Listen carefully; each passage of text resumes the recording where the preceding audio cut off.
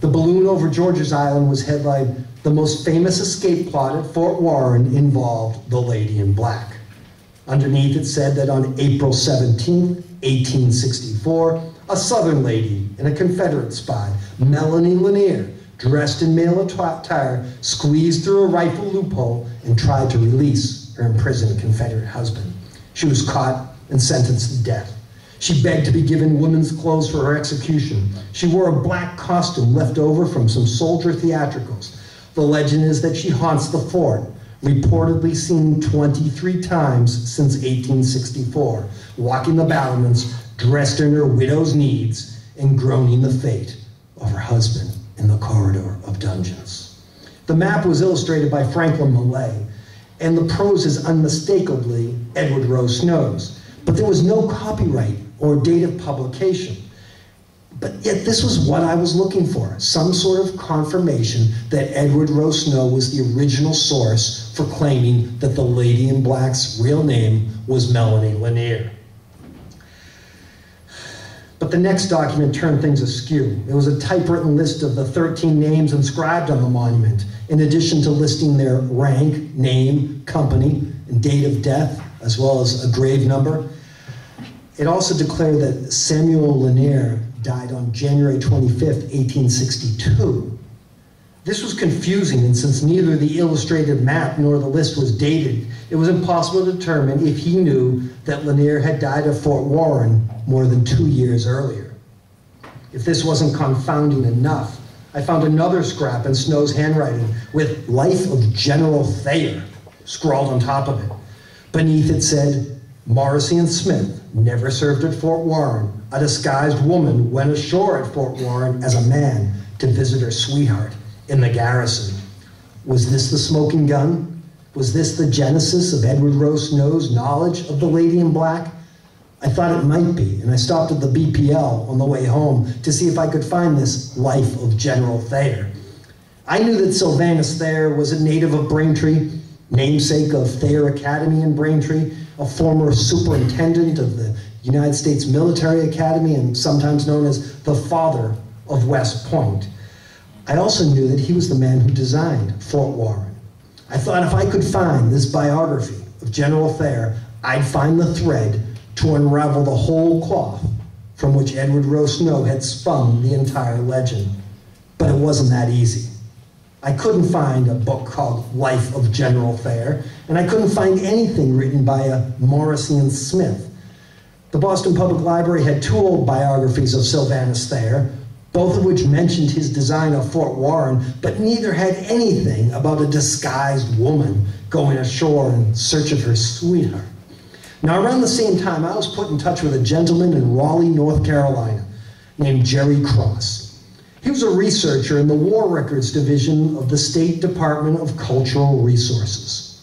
Mr. Cross was familiar with the legend as Edward Rowe Snow told it, and intrigued by my quest to find out if the people in Samuel Lanier's hometown knew that his wife still walked around George's Island. Using records from the North Carolina State Archives, he shed new light on the background of Samuel Lanier and, obliquely, his wife Melanie. Mr. Cross told me that Lanier was from Beaufort County, North Carolina, and on April 22, 1861, at the age of 18, enlisted for 12 months' service in the nearby town of Washington, and was assigned to Company K in the 10th North Carolina State Troops. On August 28, 1861, his regiment was sent to relieve Confederates under attack at Fort Hatteras. The next day, Lanier and his battery were captured and sent to Fort Warren, where on January 25th, 1862, he died of typhoid fever.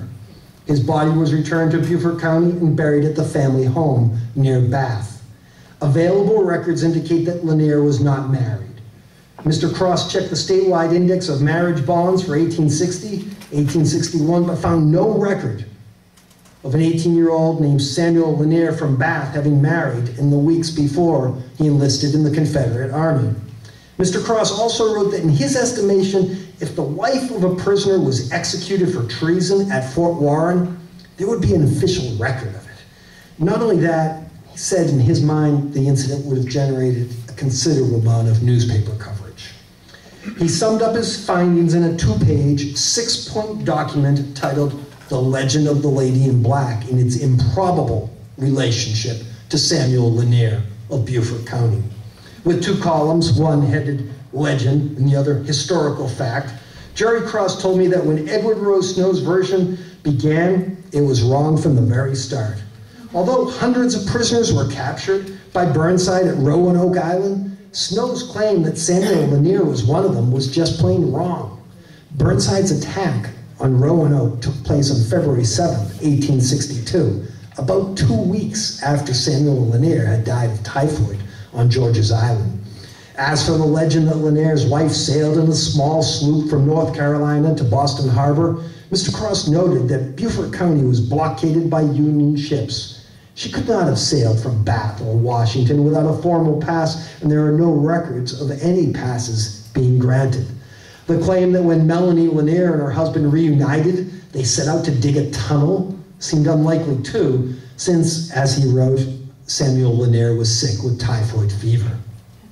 The part of the story he objected to most was in almost every account I'd read, that the fort commander had the woman tried for treason and sentenced her to death.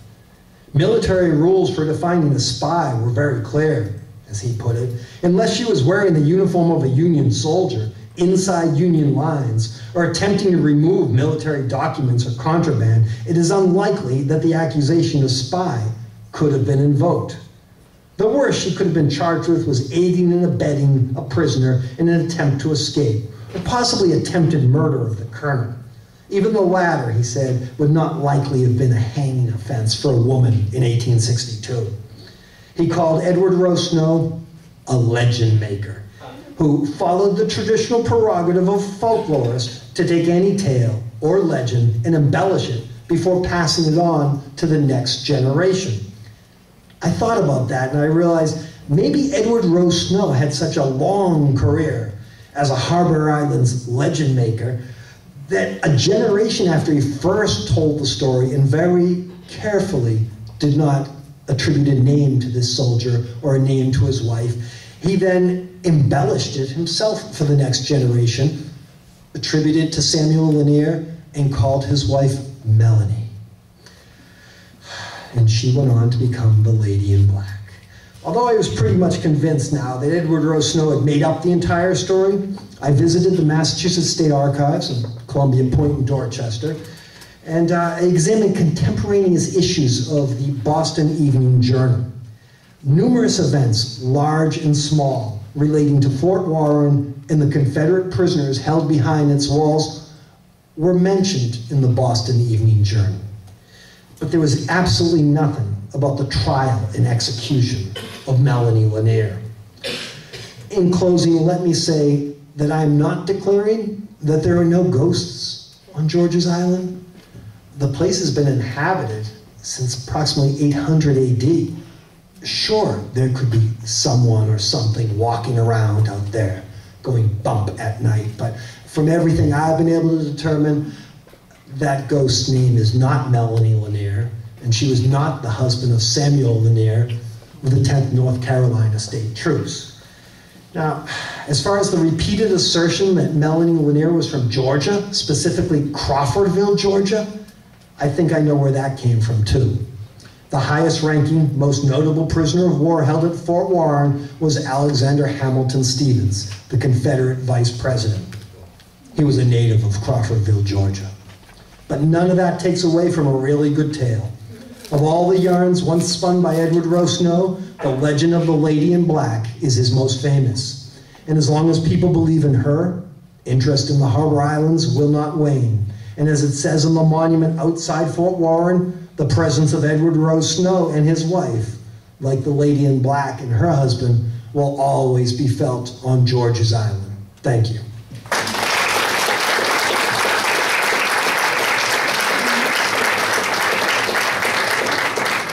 James Horrigan, ladies and gentlemen.